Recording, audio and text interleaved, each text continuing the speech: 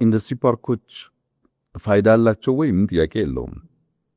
ፋይዳ አላቸው። ለዚህ ነው በዓለም ደረጃ ከ6000 በላይ ያሉ ያልኩ። በእኛም ሀገር መጀመሪያቸው ትክክለኛ ነገር ነው፣ አስፈላጊ ናቸው።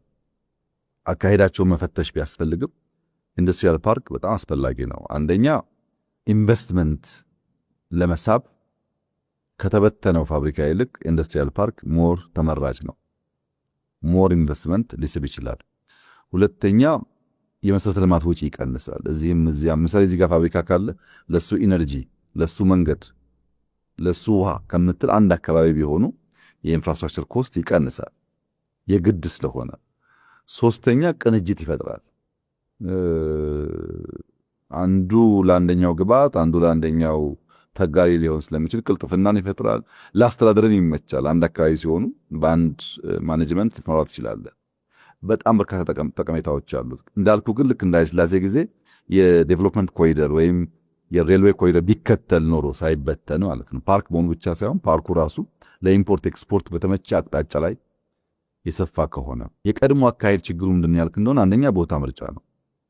ለምሳሌ ጅማ፣ መቀሌ፣ ባህር ዳር፣ ሐዋሳ ለመበተን አዋጭ አይደለም። ኢንዱስትሪያል ፓርክ እንደዛ አይሰራም። ኢንዱስትሪያል ፓርክ ለኢምፖርት ኤክስፖርት በሚመች አቅጣጫ ላይ ቢሰራ ነገር ነው።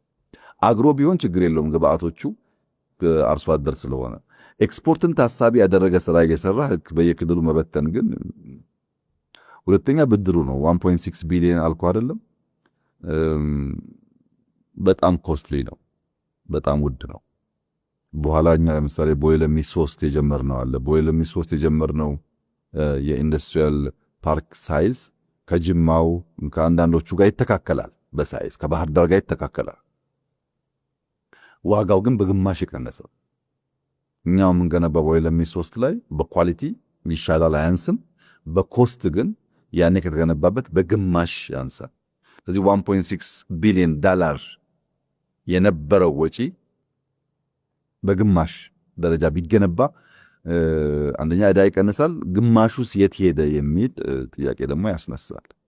ሶስተኛው ህንፃ ግንባታ ላይ ነበር ትኩረቱ። ልክ እንደ ሪል ስቴት ግንባታ ብለው በየቦታው ሼድ ይተፈተፋል። ሼዱ በበቂ ደረጃ በሰዎች አልተያዘም፣ ኢንቨስተሮች የሉበትም። እንኳን ያኔ ዛሬም ገና 80% ገደማ ያለ ነው፣ ግን ይገነባል። አንደኛው ተገንብቶ በቂ 100% ስራ ላይ ውሎ ሁለተኛው ሳይሆን በደንብ በቂ ኢንቨስተር ሳይመጣበት ይገነባል። ሪል ስቴት በለው አፕሮቹ። እነዚህ ችግር ነበሩ። የውስጥ አቅም ያልገነቡ፣ በአነስተኛ ኮስት ያልተሰሩ፣ የገበያን ሁኔታና አዋጭነት እያረጋገጡ ያልተሰሩ፣ የጥናት ደረጃቸው ውስን የሆነ ልክ የፖለቲካል ኮሚቴ እንዳልኩ የፖለቲካል ውሳኔ ጫና በብዛት ያረፈበት ለብክነትም በእጅጉ የተጋለጠ አካሄድ ነበረ።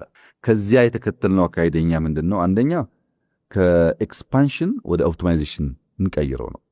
ከብዛት ወደ ጥራት፣ ዝም ብሎ ቁጥሩን ማስፋት ብቻ ሳይሆን ጥራትን ጨምር ነው። ሁለተኛው በቅንጅት የሚገነባ ይሁን። አሁን ኢትዮጵያ ውስጥ ካሉ 26 ኢንዱስትሪያል ፓርኮች 7ቱ የግል ናቸው።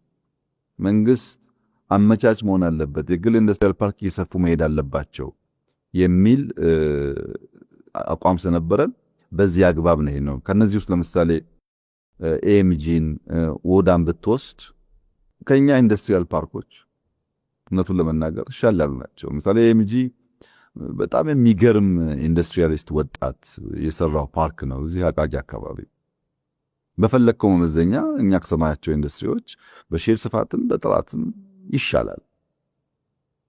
ግን የግለሰብ ነው። የግለሰብ መሆኑ ብቻ አይደለም፣ ጨርቃ ጨርቅ ላይ ሳይሆን ብረት ማቅለጥ ላይ፣ የመኪና ስፔር ፓርት መስራት ላይ ወደ ሄቪ ኢንዱስትሪ ያደገ ነው። ወዳም እንደዛው ነው። የቻይናዎች ኢንዱስትሪያል ፓርክ ነው፣ የተሻገረ ነው። ጨርቃ ጨርቅ ላይ አይደለም።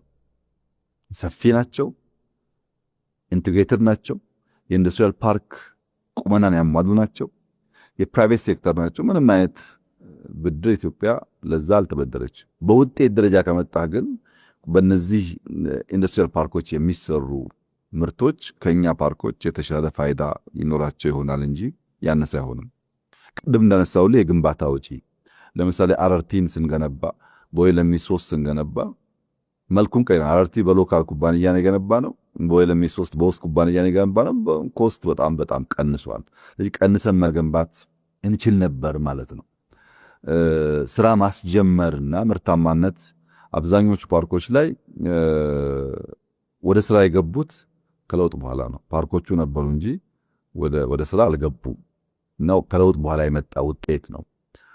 በባለ ሀብትም ስትወስድ የባለ ሀብት ቁጥር የለውጡ ጊዜ በኢንዱስትሪያል ፓርክ 36 ገደማ ባለ ሀብቶች ነበሩ። ዛሬ 300 በላይ ባለ ሀብቶች አሉ። ከ36 ባለ ሀብቶች አሁን 300 ገደማ ባለ ሀብቶች ተጠግተዋል። ሼድ የመያዝ ሼድ ሰርቶ አልተያዘም ብያለሁ።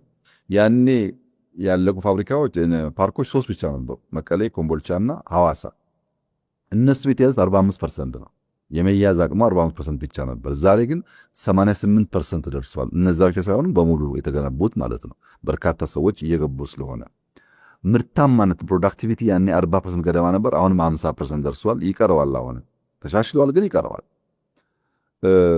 ሰራተኞች ያኔ ኢንዱስትሪያል ፓርክ ብቻ ሌላውን ፋብሪካ አይጨምርም፣ ሰፊ ስለሆነ ኢንዱስትሪያል ፓርክ ብቻ ወደ 27,000 ይጠጉ ነበረ ኢምፕሎይስ።